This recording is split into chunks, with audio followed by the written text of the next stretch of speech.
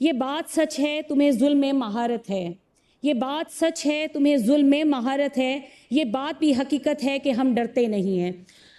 سر میں یہاں پر بات کروں گی ہمارے حالیہ جو الیکشن ہوا ہے NA 171 میں، تو وہاں پر جو پولیس کا کردار رہا تو وہ یہ لگتا تھا کہ وہ کسی خاص گھر کی لونڈی بنی ہوئی تھی۔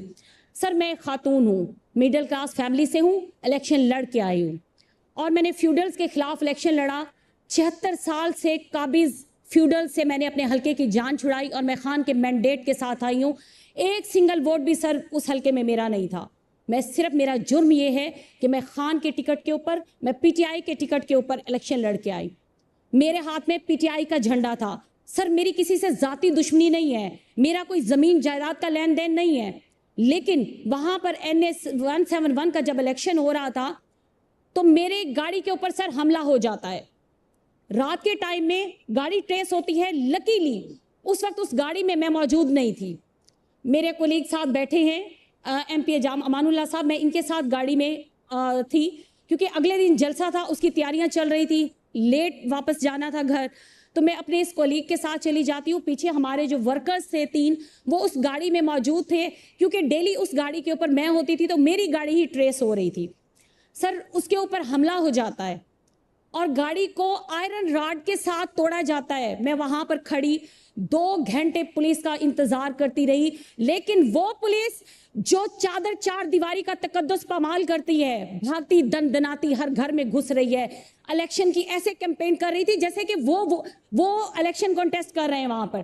سر وہاں پر مقامی جو SHO تھا ظاہر پیر کا، وہ جب میرے ورکرز کے گھر جاتا ہے، چادر 4 دیواری کا تقدس پامال کرتا ہے تو ان کو کہتا ہے باقاعدہ، میں عورت ہوں، میں خاتون ہوں، مجھے گالم گلوچ کر کے کہتا ہے کہ جی آپ اس کے ساتھ کیوں کھڑے ہیں۔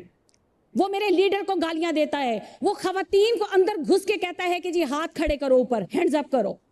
سر میرا سوال یہ ہے کہ کیا ایک SHO کو یہ اتھارٹی کس نے دی تھی؟ کیا وہ SHO ہے جو میری عوام کے، میرے حلقے کی عوام کے ٹیکس کے پیسوں کے ساتھ تنخواہیں لیتا ہے اور وہ ہمارے حلقے میں گھس کے خواتین کو کہتا ہے کہ ہینڈز اپ کرو، تم لوگوں کو سزا ہے؟ سر یہ یہاں پر لا اینڈ آرڈر ہے، یہاں لا اینڈ آرڈر کی یہ سچویشن ہے۔ اور جب میری گاڑی پہ حملہ ہوتا ہے تو میں 2 گھنٹے پورے روڈ کے اوپر کھڑی ویٹ کرتی رہی۔ میں نے 2 کالز کی، 3 کالز کی، DPO کو کال کی، DSP کو کال کی، SHOs کو کال کی، سر اس وقت کوئی نہیں آیا۔ اس وقت میں کھڑے رہے۔ اگر انہیں پتا ہوتا کہ یہاں پر PTI کا جلسہ ہو رہا ہے تو وہ دن دناتے وہاں پر آ جاتے۔ آج یہاں پر میرے ایک کولیگ بھائی کہہ رہے تھے کہ جی فلاں ڈاکو نے یہ تصویر لگائی ہوئی ہے جی یہاں پر PTI کے جھنڈے کی، تو یہی غیرت کر لیں کہ یہ PTI کا اس کو ورکر سمجھ کے یہاں پر ان کے گھر پہنچے۔ سر ہمیں کچے کے ڈاکوؤں سے اتنا خطرہ نہیں ہے جتنا پکے کے ڈاکوؤں سے خطرہ ہے، جتنا ان فیوڈل سے ہمیں خطرہ ہے۔ سر ان کی جان پہ بنی ہوئی ہوں میں، وہ مجھے مارنا چاہتے ہیں، وہ مجھے اپنی راہ کا پتھر سمجھتے ہیں، وہ مجھے راہ سے ہٹانا چاہتے ہیں اور پولیس ان کی لونڈی بنی ہوئی ہے۔ سر مجھے زیادہ تکلیف اس بات کی ہوتی ہے جب میرے ورکرز کے گھر میں گھستے ہیں، دن دناتے جاتے ہیں۔ میرے ورکر کو اٹھایا جاتا ہے ظاہر پیر تھانے میں اور وہ SHO کہتا ہے کہ جی اس کو تھانہ صدر میں پہنچائیں، یہ میری امانت ہے۔ 2 دن ورکر وہاں پر بیٹھے رہتے ہیں، ان کی گرفتاری نہیں ڈالی جاتی۔ سر 2 دن کے بعد کہا جاتا ہے آپ فلاں پیپلز پارٹی کے فلاں بندے کی کال کروائیں۔ یار میں تو حیران ہوتی ہوں کہ آپ کہہ رہے ہیں فلاں بندے کی کال کروائیں، مطلب آپ ٹیکس کے پیسوں سے آپ لوگ یہاں پر پل رہے ہیں، اپنی تنخواہیں لے رہے ہیں، ہم کیوں پیپلز پارٹی کے کسی بندے سے کال کریں؟ یہ کون سا آئین ہے، یہ کون سا قانون ہے کہ جس کے تحت ہم کال کروائیں گے تو آپ ہمارے بندوں کو چھوڑیں گے؟ نہیں تو ہم گرفتاری ڈال دیتے ہیں، جی جا کے ضمانتیں کروائیں۔ یہاں پر اب بھی گیلری میں میرا ایک ورکر بیٹھا ہوا ہے۔ سر اس کا جرم یہ تھا، اس نے ایک دن جھنڈا اٹھایا اور ہمارا ایک پروگرام کارنر میٹنگ ارینج کر دی، اس کے بعد شام کو وہ گرفتار تھا اور وہ 3 دن سر بیٹھا رہا ہے اور اس کی جب ضمانت کا پروانہ لے کے گئے، اس کے باوجود اسے رہا نہیں کیا گیا کہ الیکشن گزرے گا تو آپ کو رہا کیا جائے گا۔ یہ ہماری پولیس ہے، یہ ہمارا لا اینڈ آرڈر ہے، یہ ہمارے